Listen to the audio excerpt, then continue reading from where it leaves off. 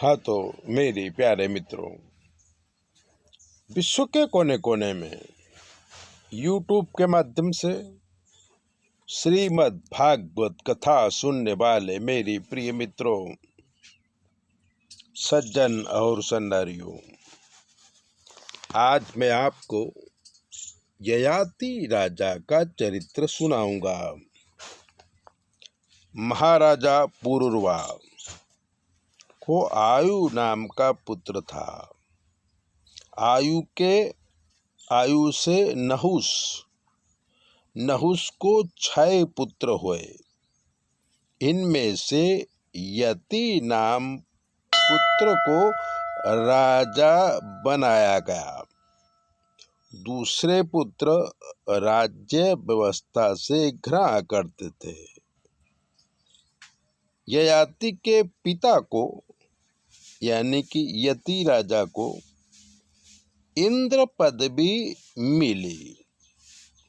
इंद्र बने नहुस को इंद्र पत्नी इंद्राणी को भोगने की अभिलाषा हुई, जिससे ब्राह्मणों ने उसे पद भ्रष्ट कर दिया और धरती में अजगर सांप बनने का श्राप दे दिया।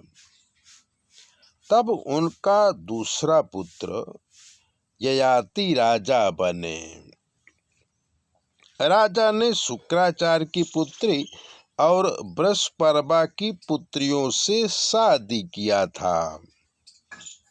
सुखदेव जी कहते हैं कि एक दिन बृहस्पति की क्रोधी पुत्री शर्मिष्ठा शुक्राचार्य की पुत्री सहित अनेक सखियों के साथ जलाशय में स्नान करने के लिए गई। किनारे पर अपने वस्त्र त्याग किया और स्नान करने लगी। किनारे पर कपड़ा रख दिया। उसी समय शंकर पार्वती वहां से जा रहे थे।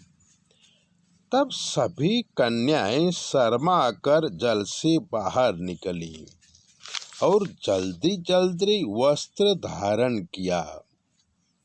भूल से देवयानी शुक्राचार्य की पुत्री ने राजपुत्री शर्मिष्ठा के वस्त्र पहन लिए, जिससे शर्मिष्ठा क्रोधित हो गई और शुक्राचार्य की पुत्री देवयानी को बहुत डांटा और अपने वस्त्र छीन लिए और उसे कुएं में ढकेल दिया।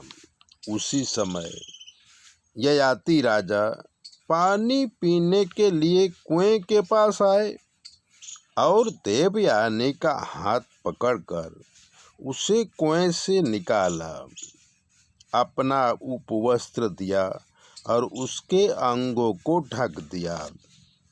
तब देवयानी ने राजा को कहा कि आपने मेरा हाथ पकड़ा है, इसलिए मुझे पत्नी स्वीकार करो। राजा देवयानी को वचन देके चले गए। देवयानी रोते हुए अपने पिता के पास आई और पूरी बात बताई। शुक्राचार्य को काफी दुख हुआ। वो राक्षसों के पुरोहित पद को त्याग कर नगर के बाहर चले गए। यह जानकर राजा बृहस्पति उन्हें मनाने गए। तब शुक्राचार्य ने ययाति से अपनी बेटी की शादी हो और शर्मिष्ठा दासी बनकर देवयानी की सेवा करे।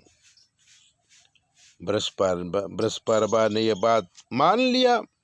कोई बात नहीं महाराज, ऐसा ही होगा। तब देवयानी ने अपने पति के साथ शादी कर लिया। ययाति के राजा के साथ शादी हो गई। तो देवयानी ने अपने पति से कहा कि शर्मिष्ठा मेरी दासी के है, उसके साथ कभी भी काम सुख लेना नहीं। पर शर्मिष्ठा बहुत सुंदर थी, इसलिए याति राजा चुपके से शर्मिष्ठा को भोगने लगे। देवयानी को दो पुत्र और शर्मिष्ठा को 3 पुत्र हुए। देवयानी को जब पता चला तो अपने पिता से शिकायत किया। शुक्राचार्य क्रोधित हो गए। जब क्रोधित हो गए तो श्राप दिया कि तुम वृद्ध और बेडौल हो जाओ। राजा ने काफी प्रार्थना किया तो शुक्राचार्य ने कहा कि तुम्हारा कोई पुत्र अपनी जवानी देगा तब तुम फिर से जवान हो जाओगे। राजा ने अपने सभी पुत्रों को कहा, लेकिन किसी ने अपनी जवानी बाप यजाति को नहीं दिया।